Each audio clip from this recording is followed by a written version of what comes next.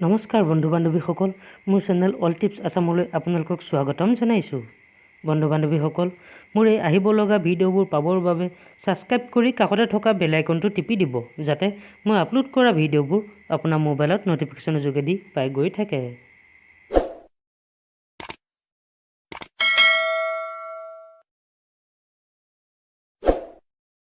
বন্ধু বান্ধৱীসকল, আজি মই কথা পাতিম এই 3টা লক্ষণ থকা ব্যক্তিৰ মহাদেৱৰ কৃপা হৈ থাকে।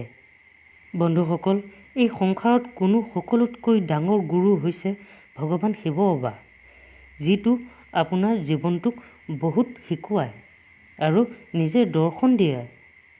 কিন্তু এটা পৰিস্থিতিত লাগিলে, সেইটো বেয়া সময় হওক বা ভাল সময়, সকলো সময়তে আপোনাৰ লগত থাকে আৰু আপোনাক ৰক্ষা কৰে। এজন গুৰু হৈ আপোনাক শুদ্ধ দিশ দেখুৱায় আৰু সফলতাৰ দিশে আগুৱাই লৈ যায়।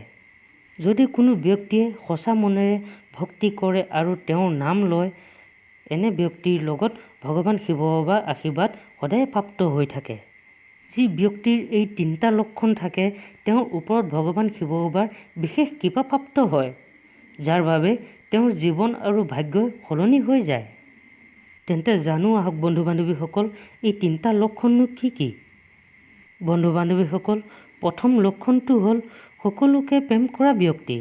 তেওঁৰ বাবে কোনো ডাঙৰ বা সৰু, নিজৰ বা পৰৰ নহয়। তেওঁ সকলো সমান দৃষ্টিৰে চায়। তেওঁৰ ভিতৰত স্বয়ং মহাদেৱ যেনেদৰে গুণ থাকে, যাৰ কাৰণে ভগৱান বহুত প্ৰিয় হৈ থাকে। তেওঁ জীৱ জন্তুকো বহুত মৰম কৰে, তাৰ বাদেও জীৱ জন্তুক বহুত চোৱা চিতাও কৰে। এনে লোকে আনৰ দুখ চিন্তা চাই থাকিব নোৱাৰে। যদি এনে আনৰ দুখ চিন্তা দেখা পায়, তেওঁ বহুত দুখ পায়, কিয়নো তেওঁৰ মনটো বহুত চাফ। তেওঁ ভগৱানৰ সঁচা ভক্ত, এই কাৰণে ভগৱানৰ বিশেষ কৃপা হৈ থাকে। 2 নম্বৰতে লক্ষণ থকা ব্যক্তি বহুত খঙাল স্বভাৱৰ হয়। তেওঁলোকৰ অতি সোনকালে বহুত খং উঠি যায়, কিন্তু সেই খঙে কাকো দুখ কষ্ট নিদিয়ে। লাগিলে সোনকালেই খং উঠক, তেওঁ পলকতেই শান্ত হৈ পৰে। তেওঁৰ ভুল কথাতহে বেছি খং আহে, কিয়নো তেওঁ আনৰ লগত ভুল হোৱাটো সহ্য কৰিব নোৱাৰে।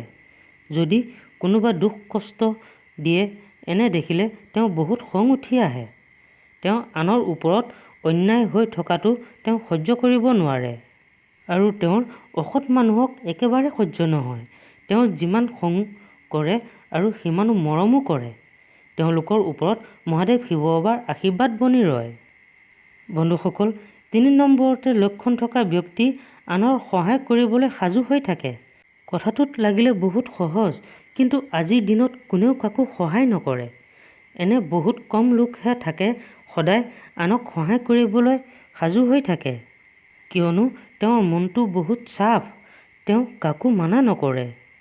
যিকোনো লোকে সহায় বিচাৰিলে তেওঁ যিকোনো উপায়েৰে তেওঁক সহায় কৰিবই। যদি তেওঁ সেই সহায় কৰিবলৈ নোৱাৰে, তেওঁ বহুত দুখ পায়। যিমানখিনি পাৰে তেওঁ সহায় কৰিব। এনে লোকক ভগৱানে লগ দিয়ে, তেওঁক সদায় ৰক্ষা কৰে। বন্ধু বান্ধৱীসকল, মোৰ ভিডিঅ'টো চাই কেনে পালে? যদি ভাল পাইছে লাইক কৰিব, শ্বেয়াৰ কৰিব আৰু ছাবস্ক্ৰাইব কৰিব। আজিলৈ ইমানকে কৈ মোৰ চেনেলৰ পৰা বিদায় লৈছোঁ। ধন্যবাদ।